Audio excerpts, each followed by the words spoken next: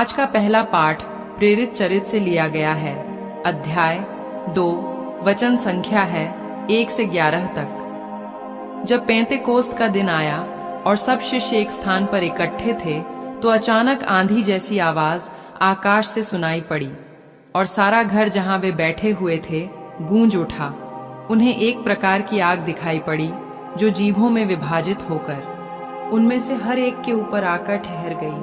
वे सब पवित्र आत्मा से परिपूर्ण हो गए और पवित्र आत्मा द्वारा प्रदत्त वरदान के अनुसार भिन्न भिन्न भाषाएं बोलने लगे।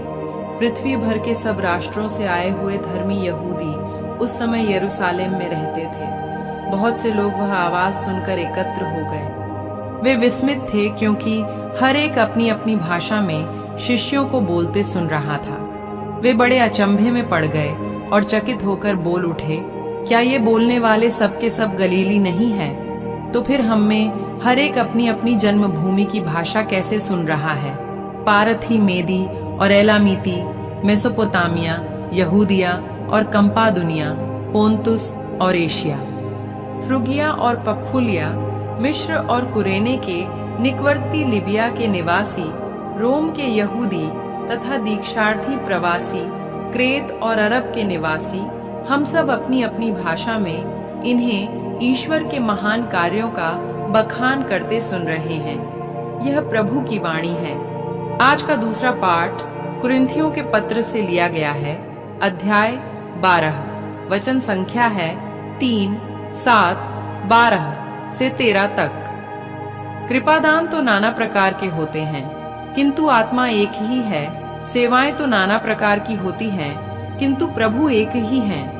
प्रभावशाली कार्य तो नाना प्रकार के होते हैं, किंतु एक ही ईश्वर द्वारा सबों में सब कार्य संपन्न होते हैं। वह प्रत्येक को वरदान देता है जिससे वह सबों के हित के लिए पवित्र आत्मा को प्रकट करे। मनुष्य का शरीर एक है, यद्यपि उसके बहुत से अंग होते हैं और सभी अंग अनेक होते हुए भी एक ही शरीर बन जाते हैं। मसीह के विषय में भी यही बात है।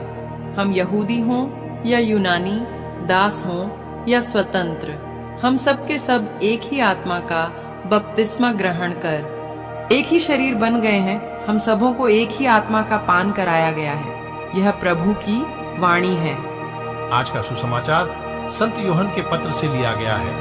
अध्याय 20, वचन संख्या है 19 से 23 तक। उसी दिन अर्थात सप्ताह के प्रथम दिन संध्या समय, जब शिष्य यहूदियों के भय से द्वार बंद किए एकत्र थे, ईसा उनके बीच आकर खड़े हो गए। उन्होंने शिष्यों से कहा, तुम्हें शांति मिले।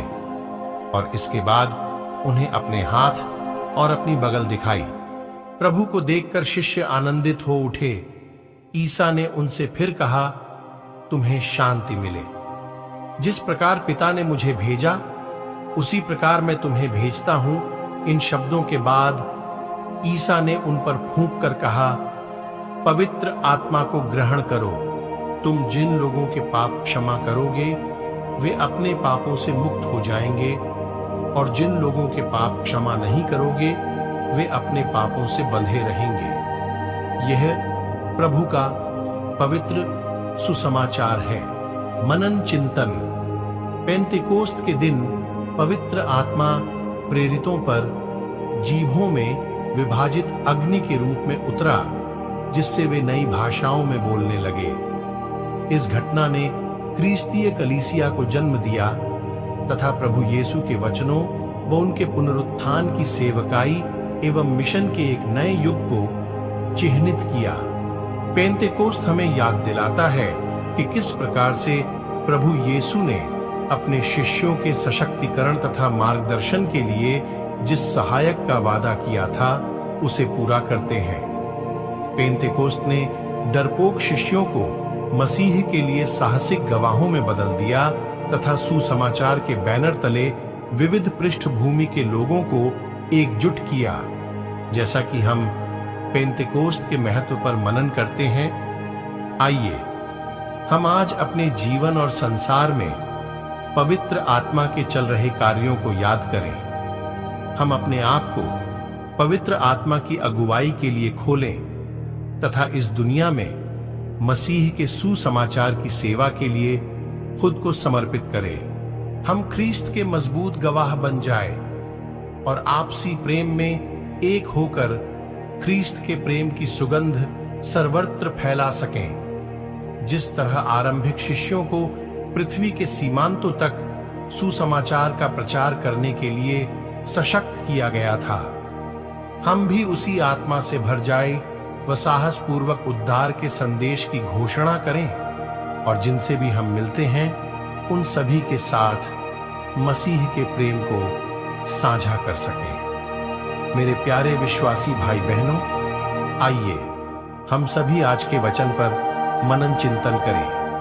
आप सभी को परमेश्वर आशीष तथा शांति प्रदान करे। आमीन। प्रार्थना। हे पिता ईश्वर, हम सभी आपका धन्यवाद करते हैं। पिता, आपने हमें यह सुंदर जीवन दिया है। हम आपकी महिमा स्तुति करते हैं। हम आपको अपना प्रभु और गुरु मानते हैं। हे पिता परमेश्वर, हम आपकी मृत्यु और पुनरुत्थान की घोषणा तेरे आगमन तक करते रहेंगे। हमें ऐसी आशीष प्रदान कर ताकि हमारा पैर कभी डगमगाए नहीं। मैं आपसे प्रार्थना करता हूं।